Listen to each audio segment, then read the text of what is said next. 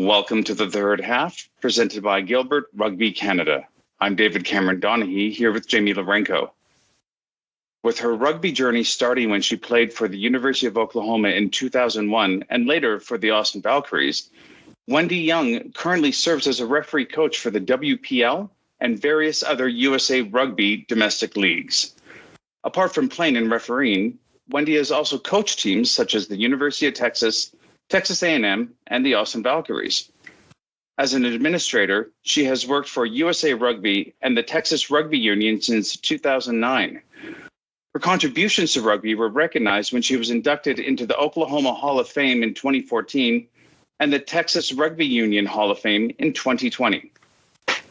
Wendy has been a commentator since 2011, and in 2023, Wendy made history as the first female play-by-play commentator for Major League Rugby. She also became part of the first all-women broadcast team for that league in March 2023. Wendy, welcome to the third half. Wow, thank you so much for having me. I'm so excited to be on this. I've always loved a good third half, so let's go. The only thing that's missing is a tapped keg. You're right. This is the start of a good conversation, I can just tell. So how are you doing today, Wendy? What's going on? What's going on with you? I'm good. It's a normal work day, but getting ready for LA Sevens this weekend, so trying to cram as much as I can before we head out for a good weekend. Oh, amazing. So I guess where we kind of wanted to start off with, Wendy, you've been an influence in the Texas rugby community for quite some time now. So I was just wondering if you could kind of paint a picture for us. What's kind of your rugby story? What did it look like in Texas when you started, and how has it evolved since then? And tell us about you along the way. Yeah, so I found rugby. I had been a lifelong soccer player and played some softball, did some swimming. So I've been an athlete my entire young life, and was living in Oklahoma and got a scholarship offer to a small D2 college and didn't get the big one that I wanted, the D1 scholarship that I wanted. And it was to a really small town. And I kind of was like, I don't think I'm going to take this. It's not what I want. It would be isolating myself from my support group. And so I foolishly thought, I'll just stop sport and I'll just start my college career and I'll just go from there. And it's not going to be a big deal. That lasted about 6 weeks. And I was like, this is horrible. I don't like this. And so my friends and I were at a bar, a gay bar, of course, and we got handed a flyer for women's football and women's rugby. And so two of my friends went to the football, and then we went to rugby, my friend and I, and we kind of came back together and said, what'd you think and how was it? And the football people that went to football, they were like, it wasn't so great. The facility wasn't good. And they kind of seemed like they're just getting going. It just wasn't what we were looking for. And then we were like, well, come to rugby because it was amazing. And we have a game this weekend and we're all playing, so kind of that classic story of we found the sport that was for us, and as a soccer player, I was always getting carded for being a little bit too physical. So being allowed to tackle and, just get in a ruck and doing a maul and do all of that was just so much fun. So I played for the University of Oklahoma for a couple of years. It was a club sport, so very different than I would say even club sports today. And what year did this occur? When did your journey start? Yeah, 2001. So I started going to college at the University of Oklahoma then. So found this amazing sport, and it's just taken me so many places. Well, after school, where were you? Was it a local club? Kind of what does that look like? Yeah, so I think 2006, I'd made the Eagles pool. And so I was trying to get my way onto the national team. And so they recommended, at that time, they were recommending to all the colleges. And I think they really still kind of do, get to a big club and make a difference. And I've been talking to the Beantown coach in Boston, and, the prospect of moving to Boston, away from my family was a bit daunting. Wow. I think I was 24, 23. I was pretty young and not having really a job, and them being so accommodating, saying, we'll help you find a job and all those things. But then there was another couple of teams in the area. There was the Kansas City Jazz that were quite good at the time. And then the Austin Valkyries were good. And Austin was drivable. It was 6 hours and it seemed like a really cool city. And when I played at Oklahoma, we played at A&M, and we played, the University of Houston, and we played San Marcos. So I knew the area a little bit. And so I kind of had some friends. So it seemed like a good move. So I packed up my car and moved to Austin, and that's when I really got involved with the Texas Rugby Union pretty heavily. And right now, are you still in Austin? I am. We're in a suburb, but yeah, we're in Austin still. Mm-hmm. Well, so like that life move, and the rest is history. I mean, it's true. I met my wife. I met some of my best friends. Yes. I mean, it's been everything. The move to Austin was key. Absolutely.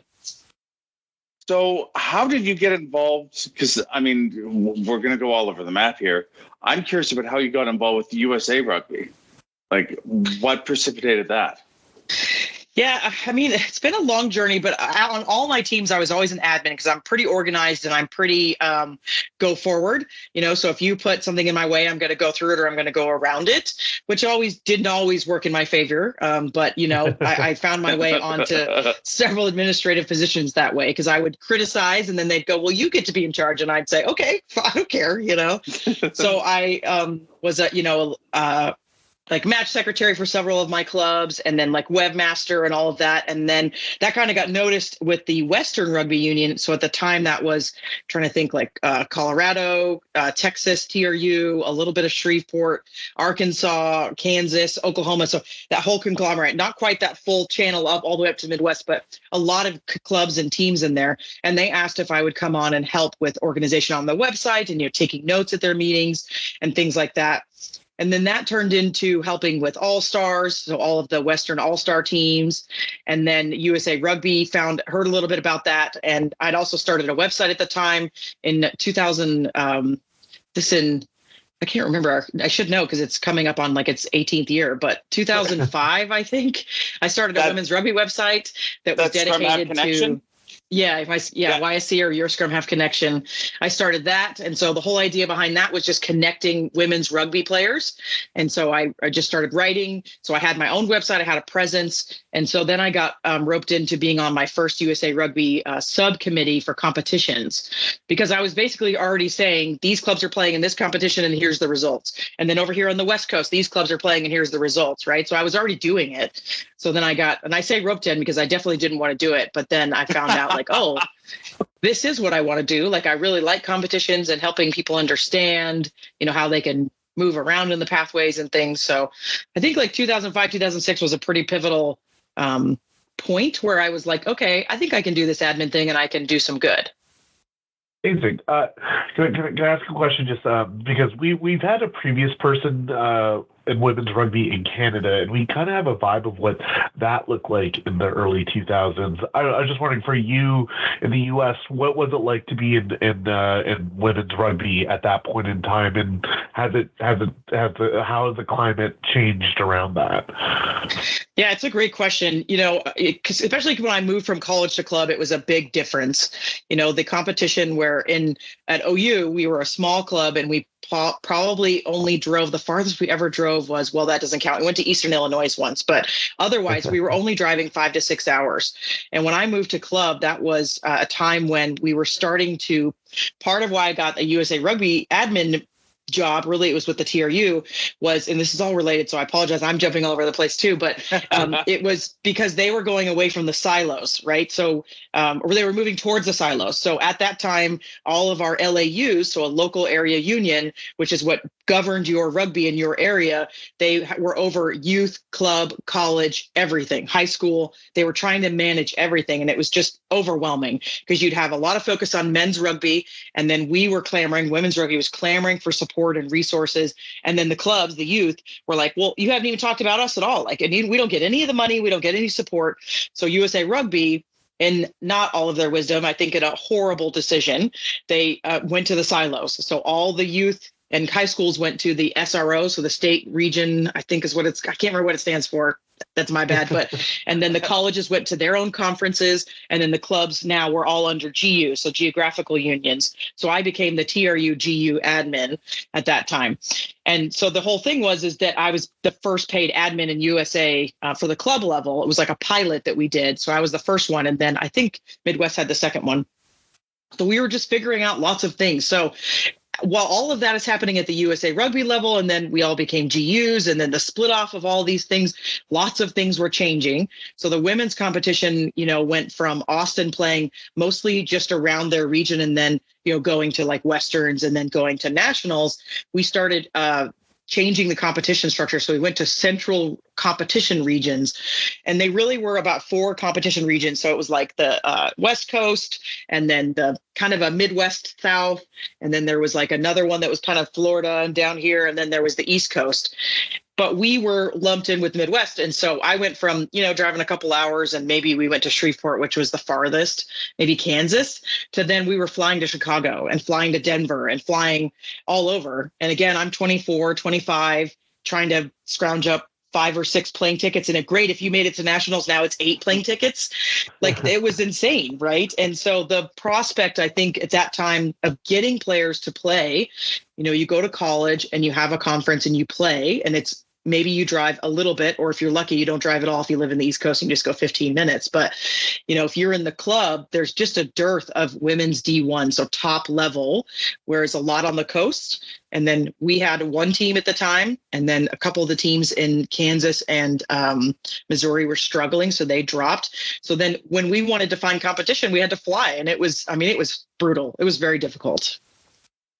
So from that point, and this is mid 2000s, where has women's rugby in the United States come? Like, how far has it progressed? What is the climate like today?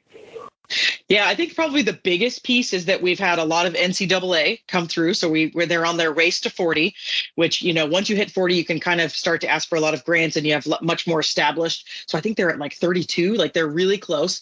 So that's happened in the last decade. That's been a really big push. The WPL started in 2010, which is the Women's Premier League. So that's, a semi-professional league of the top D1 clubs. So that happened in 2010. And so we saw a really big reshuffling of women's rugby, where a lot of D2 teams stepped up to become D1, because we didn't want it to be WPL and then nothing, and then D2. That doesn't build anything. And so a lot of teams stepped up, including at the time we asked Houston in our region to step up. And then I know some up like Sacramento, and then in the East Coast, like Raleigh stepped up at that point. And so we had to reshuffle the entire competition. And then also kind of in tandem around 2012, women's D2 we were holding our own championship, because USA Rugby refused to acknowledge D2 women's rugby. And so the teams in the Midwest, like, what? Yeah, they say it. And we have the emails that literally are like, no one wants to play women's rugby. I don't know why you're trying to do this. It's a waste of time. Yeah. Horrible, my goodness. Right? Wow. Horrible. Like, just insane. And so they vocalized it. Oh, sorry. So we just did it ourselves, right? So I even went a couple times. At that time, I'd been married, so my wife and I went a couple of times and supported that event and covered it, because, again, USA Rugby wasn't covering it. I mean, it didn't last long. 2 years later, they were like, "You're right, we're dumb. It's a true competition. Welcome in," right? But so it was I'd say it's like a super year of transition, that 2000 to 2015. And that's just regionally, like, that's not even talking internationally, because there was even more happening internationally. Thank goodness.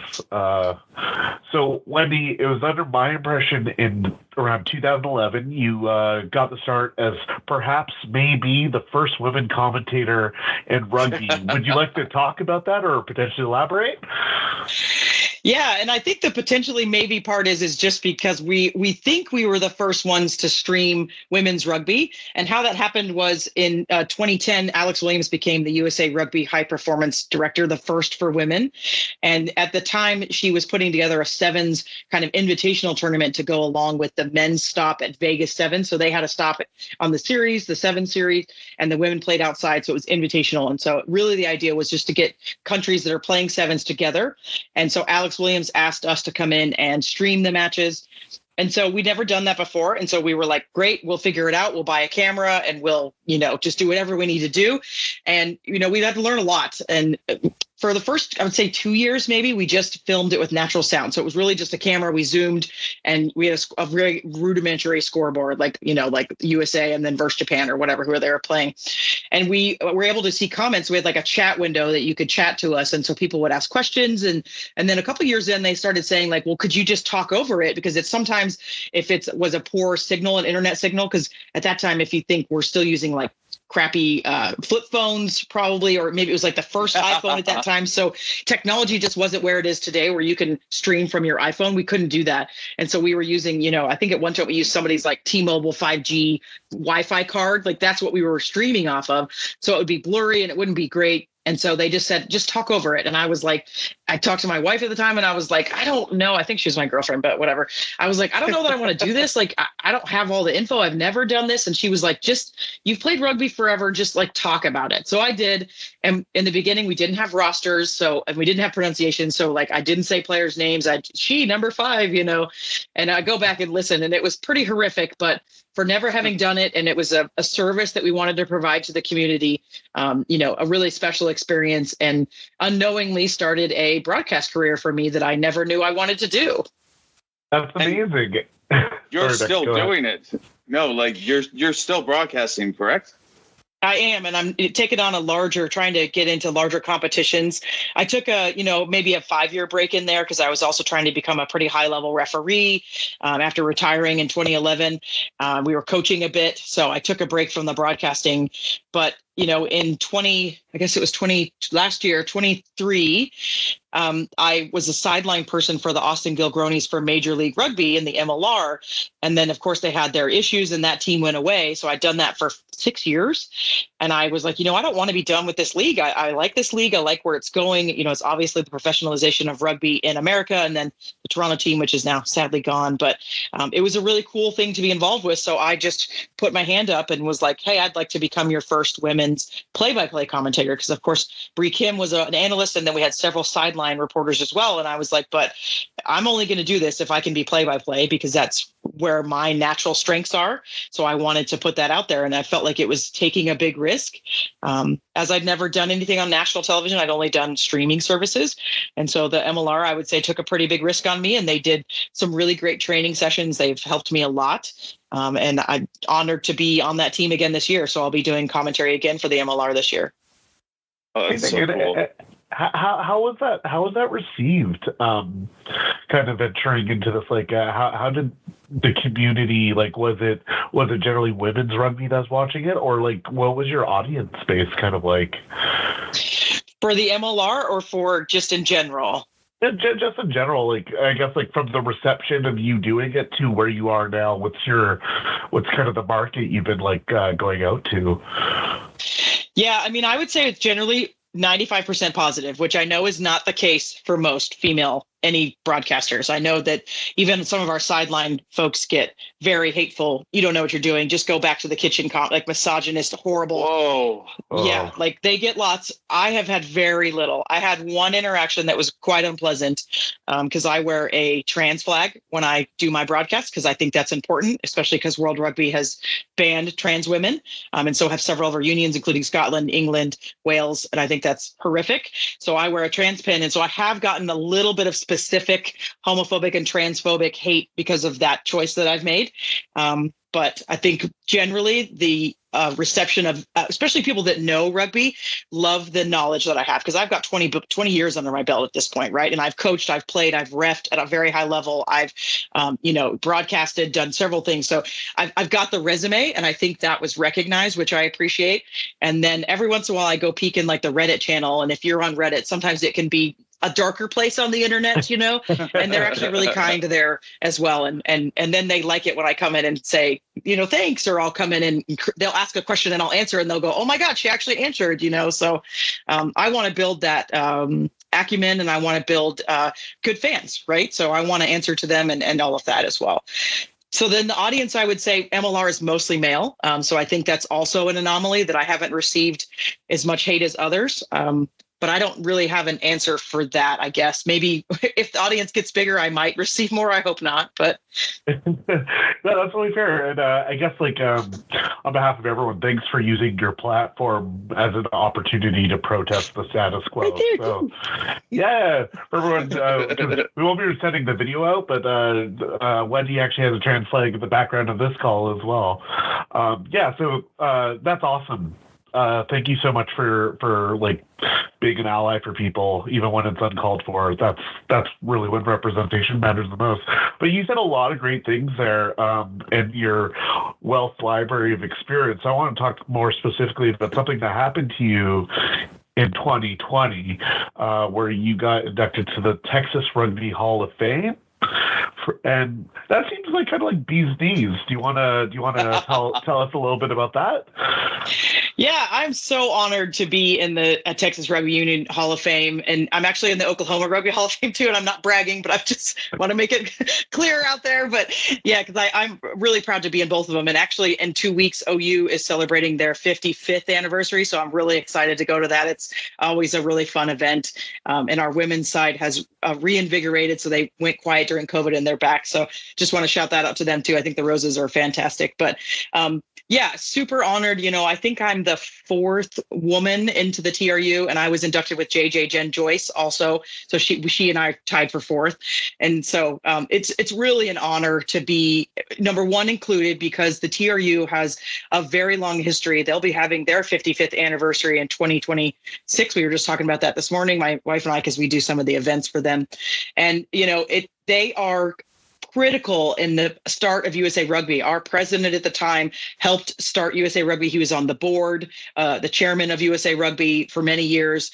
We have several women that were on that board as well. So Texas Rugby Union is just, deep seated in USA Rugby history. We are part of bringing a lot of international rugby to our state, especially Houston. We have a lot of expats. So we host lots of matches, and we have several records.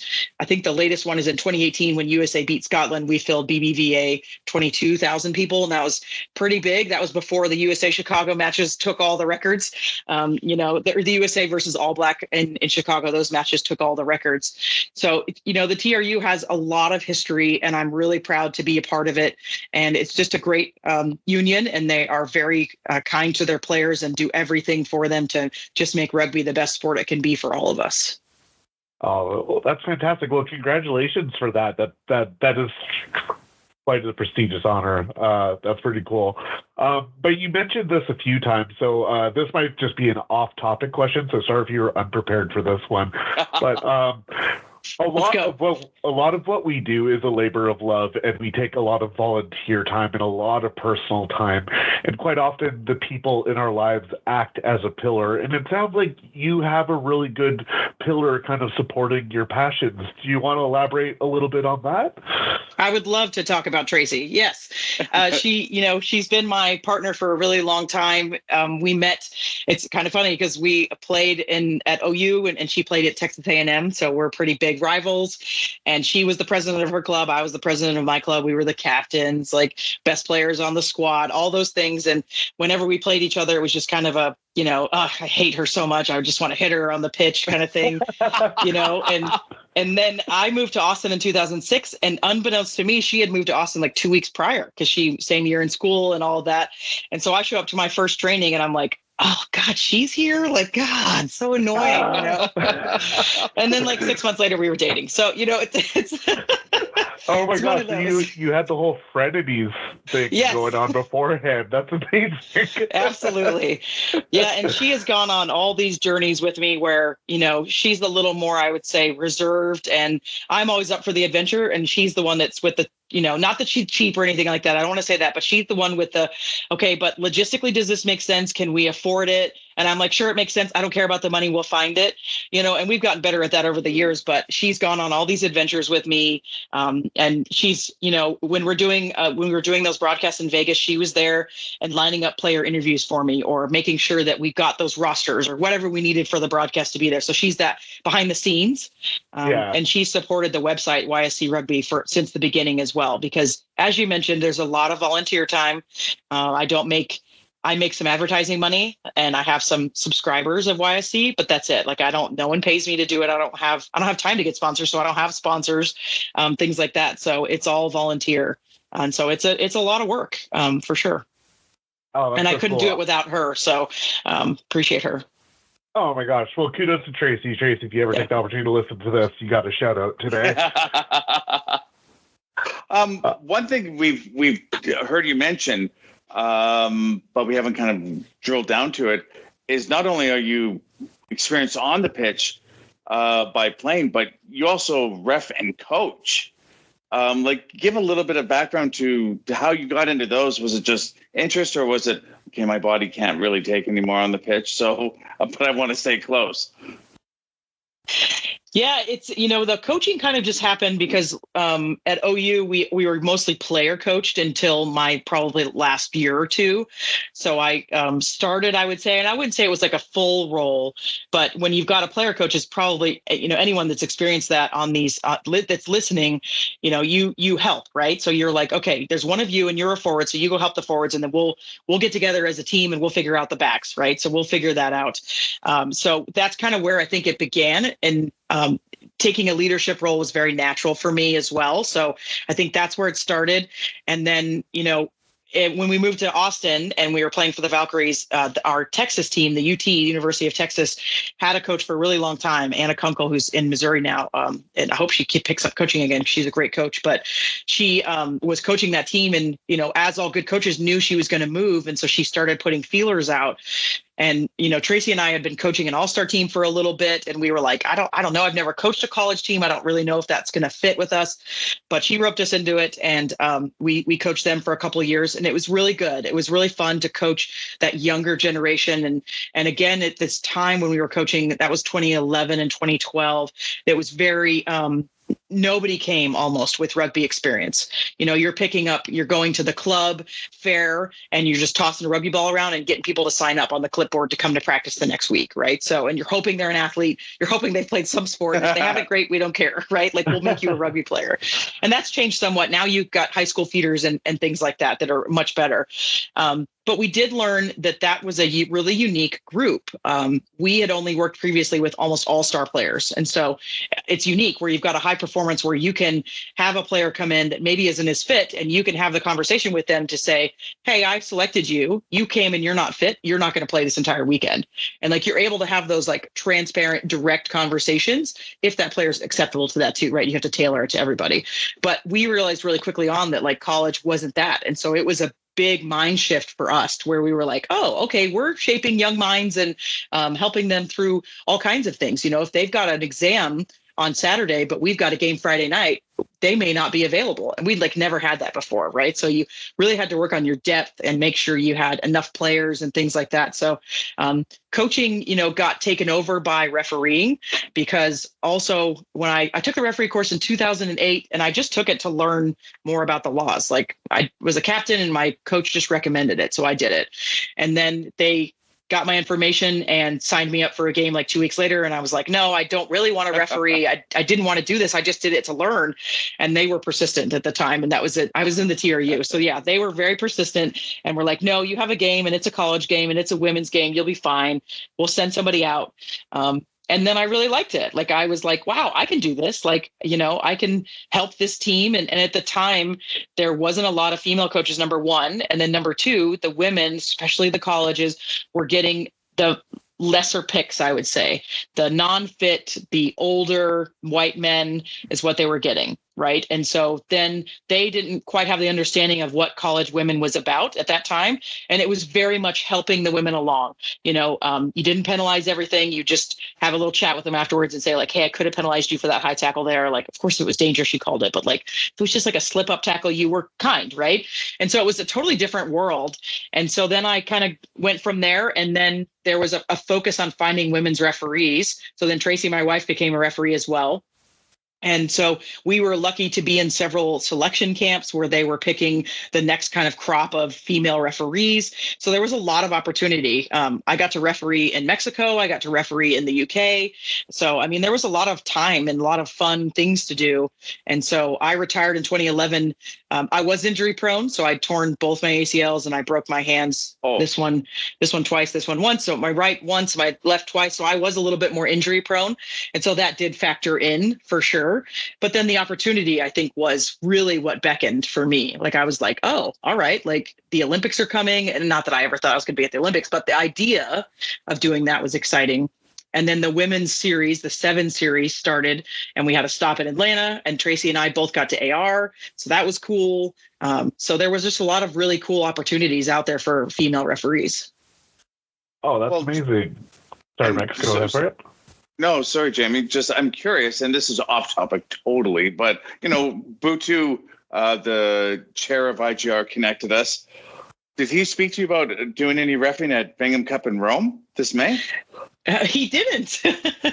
Well, I don't know if he knew I was a referee. I don't know if he knew that. Oh, we only spoke.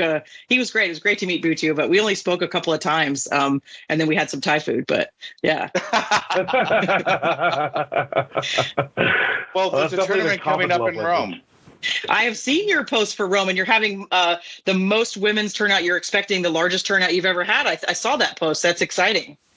Yeah. So for the Amanda Mark Cup, it's going to be the largest women's contingent of any Bingham so far. I mean, the first one was exciting. Really 2018, but I'm actually really looking forward to because I'll be going. I'm looking forward to experiencing it. Jamie, sorry to interrupt. Oh, no, I was going to ask a question about coaching, but now I just want to talk about Thai food. It was good, yeah.